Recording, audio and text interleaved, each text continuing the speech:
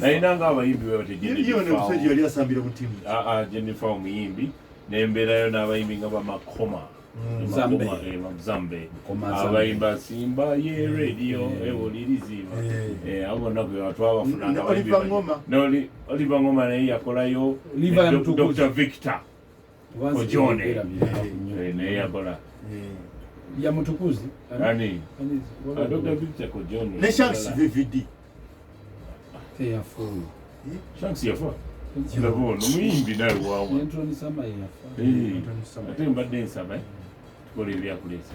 okeneka nkobye omanyi Lwezaawula yafa Lwezaawula wali yali azaawula tamanyi nvezi mujju kola wamampanga William nkubunzizaako Kadidi namumanya katono tamanya Lwezaawula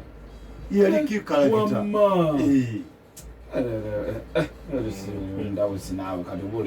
mpanga nabiro omukyala munange omugambe happy birthday mukyala Nakayiza Lydia Joseline happy birthday kakati mulangira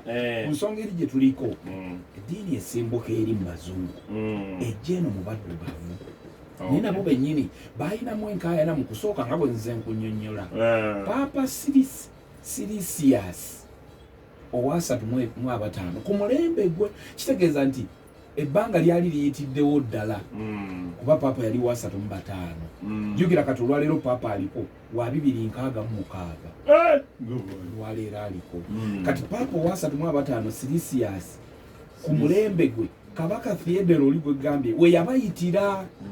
naye kigambibwa mbu waliwo okulwanagana mu ntalo zino ez'abalwanyizo nga bulaba adventures nga bwe tuziraba nga bali wakati w'obwakabaka n'abalwanyi abasaidi ya Papa naye obwakabaka ne buwangula tuli mu Roma kale obuwangula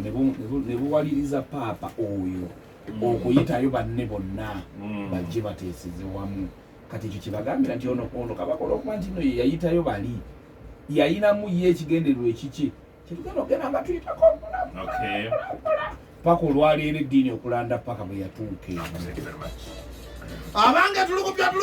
pwepwepwe mutuuse na bunyoba mugiye nnene bweti kambuga bwema mulimanya ate mulimpa era tujja kuwa mugoyo munange tukyali ku mulembe gwa Ssaabanyooba owokuna ayitibwa Erepa Madimidiji koko nini atali mulangira wewaawo nakutegeeza nti omusajja ayitibwa Zigamanga Nyuperewunda Embogo Tandipeta yali agenze Koleya nasinkana mukwano g'ejjeeno Dongo Zike n'amuyitiramu ku nsonga era namugamba otalutandise ewaffe twetaaga ku buyambi obutali bumo wano munnange yamuweerako omuzinga poi mu 0041 ugani 116 bulubulu 305 degrees 11k 11k yesebo kyakulwanyisa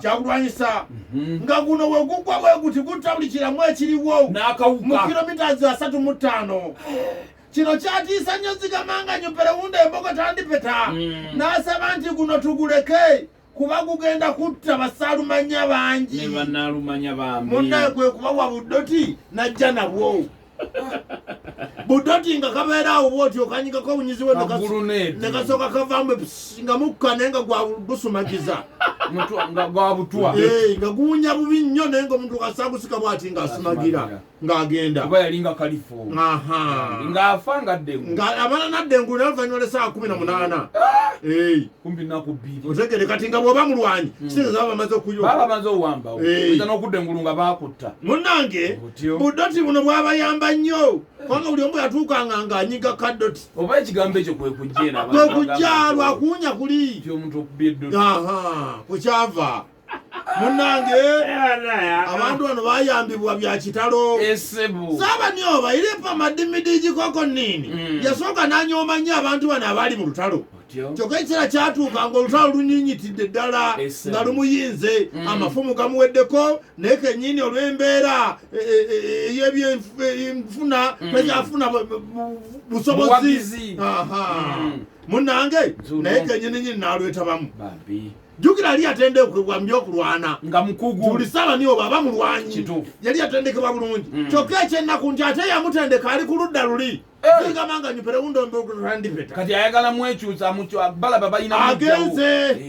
wabula abaali wakati mu lutalo mukwana gwe ow'oku lusegere najja n'amugamba nti omulwanyi bwabwe kwe baali basibidde olukoba eryayitibwa Jibidi Bugongomoyo wagala nyuma Pongole amaze okuttibwa. Ani agamba ani? Mukwano gwe w'oku Lusegere nga gwe ojja n'oŋŋamba nti owange tukyali wano naye omuntu waffe gwe tubadde tusibidde olukoba. Bagamba Ssaabani oba? Bamugamba nti omulwanyi waffe gwe batusibidde olukoba eryayitibwa Jibidi Bugongomoyo wagala nyuma Pongole atiddwa n'abalwanyi abalala 7. 7 weddu omulundi ogwo kyekyaddako kyabatiisa nnyo. Ekyo bwe yakyogera bw'ati abagulu byabaali ku Lusegere lwa Ssaabani oba bonna ne batandika okwekweka nga bagamba nti jimbibimi kwekwe puruputo koboyo manyanya gy'olaba basooli olwate ffe tukoye okufiira obwereere ffe tutaasa bulamu bwaffe. Awo Ssaabani oba kwe kuwogana nti dengere gupupu gwayeya ng'owiya oli mukiru gwanje yagwawulira ndi muki